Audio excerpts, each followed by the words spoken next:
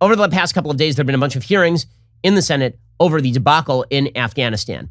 And it is well worth pointing out that now, finally, after, we've been out of there for about a month, and 100 Americans are still trapped behind enemy lines minimum, and thousands of green card holders are trapped behind there, and tens of thousands of SIV holders are trapped behind enemy lines, with the Taliban hanging people in central squares in cities like Herat, and cutting off hands again, and pushing women back into the basement, and all of that. Now we're finding out that this was all a bad idea. Who could have thunk?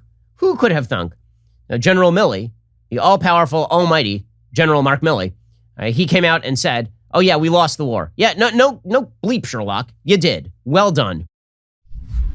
There's a whole series of decisions that take place over 20 years. I don't think that whenever you get some phenomena like a war that is lost, and it has been, in the sense of we accomplished our strategic task of protecting America against al-Qaeda, but certainly the end state is a whole lot different than what we wanted.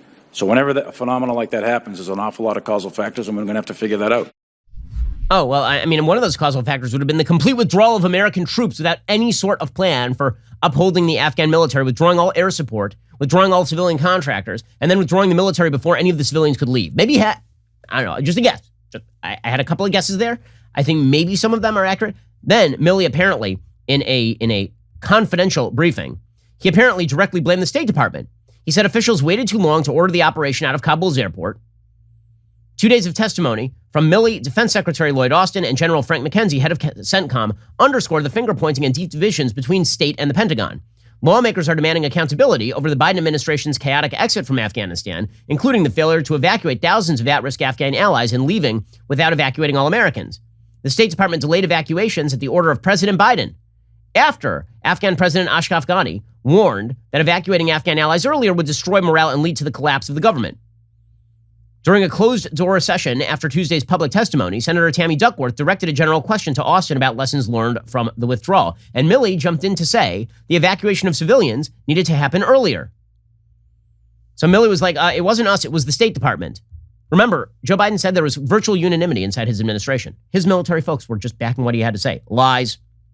And General Milley also admitted in testimony that the Taliban never broke affiliation with al-Qaeda. Remember that time they were saying that the Taliban was helping us fight al-Qaeda and fight ISIS, and they were moderating? That was all a lie. There were 7 conditions applicable to the Taliban and 8 conditions applicable to the United States. While the Taliban did not attack U.S. forces, which was one of the conditions, it failed to fully honor any other condition under the Doha Agreement. And perhaps most importantly for U.S. national security, the Taliban has never renounced al-Qaeda or broke its affiliation with them. Oh, well, that's weird, because, that might have been helpful for the American people to know when you surrendered the entire country to them.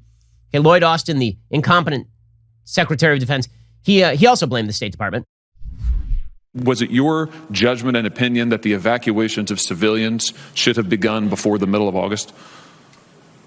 We provided our input to the State Department, and again, it is a call of the State Department to I understand that. I understand that, Mr. Secretary. I'm asking for what your judgment was. We provided input to try to get out as many Afghans who have helped us along the way as early as possible. But again, the State Department has made its decisions. Oh, interesting how that worked. You didn't see any of this in real time, right? In real time, they were all shoulder to shoulder because your politicians lied to you. Political appointees lied to you. And just because they're generals and they're at the top of the hierarchy does not mean they're not lying to you. Okay, there's such a thing as political generals. Many of them get to the top of the hierarchy specifically because they're politically adept. Lloyd Austin now admitting, oh yeah, by the way, terrorism is a threat, like as of right now from Afghanistan. We were told that it was like 2-3 years away. Nope, not right now. Al-Qaeda has been degraded over time. Now, terrorist organizations seek ungoverned spaces so that they can train and equip and thrive. And so there is clearly a possibility that can happen here going forward. And meanwhile, Frank McKenzie, head of CENTCOM, remember, who was praising the Taliban and he was talking about how helpful they were throughout this entire process. He admits that the Taliban offered the United States control over Kabul so we could evacuate people, and the United States turned it down at the behest of the Biden administration. They said, no, we only want Kabul airport. Oh, well, only 13 American service members had to die for that particular decision. Here's Ken McKenzie. Who made the decision to turn down the Taliban offer to allow the U.S. military to secure Kabul and put the safety of our troops in the hands of the Taliban? I did not consider that to be a formal offer, and it was not the reason why I was there. So I did not pursue it. So if someone actually made a decision, that would have been me. So we don't know if it was conveyed to the president. We don't know. I do know it was conveyed to my chain of command. Okay, it was conveyed to his chain of command. He just decided, oh, well, what? By the way, Jen Psaki now admitting, by the way, the generals did in fact want troops there. When Joe Biden was out there lying to us, saying all of his generals were in agreement with him, that was obviously untrue at the time. And some of us were pointing out he was lying at the time. Here's Jen Psaki admitting he was lying at the time. What we're talking about here was an initial recommendation in the short initial period of time of having a troop presence that would continue. Not a surprise, the recommendation over the course of the last 20 years from the military has been to maintain a troop presence. You could argue that's their job to maintain that.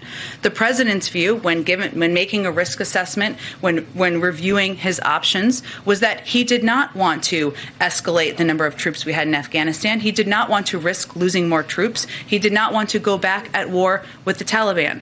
Okay, so bottom line, it was Biden's call, even while Biden was blaming everybody else. What a bleep show this administration is. I mean, truly and honestly, it is such a bleep show. And here's the thing. Joe Biden, right, that senile old guy, what's waiting in the wings is way worse than Joe Biden.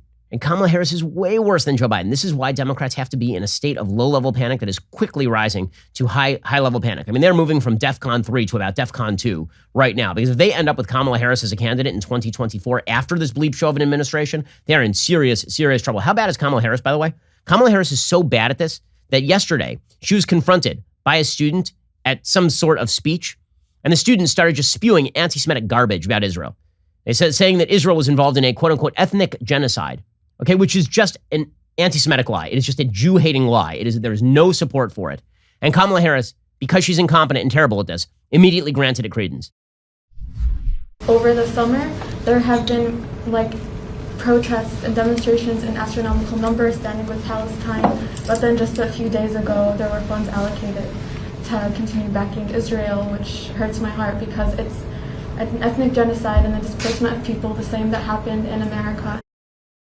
Okay, and Kamala Harris nods while that is happening, and then she suggested, quote, I'm glad you did, about this girl asking the question. I'm glad you did. I'm glad you did. Again, this is about the fact that your voice, your perspective, your experience, your truth should not be suppressed. Woo! Okay, so that's waiting in the wings for the Democrats. No wonder they are in a state of panic. They should be. They should be. This administration here's the thing. Whether or not they pass this bipartisan infrastructure bill, whether or not they pass this budget bill, they've got a major problem on their hands, and they should. They're bad at governing, their ideas are wrong, and their politicians are both incompetent and poor at their actual public-facing jobs. All of which, says that there is not a bright future for this particular administration. We're in a battle for the culture and for our values. Like and subscribe to help keep our videos on the front line of the fight and top of your feed.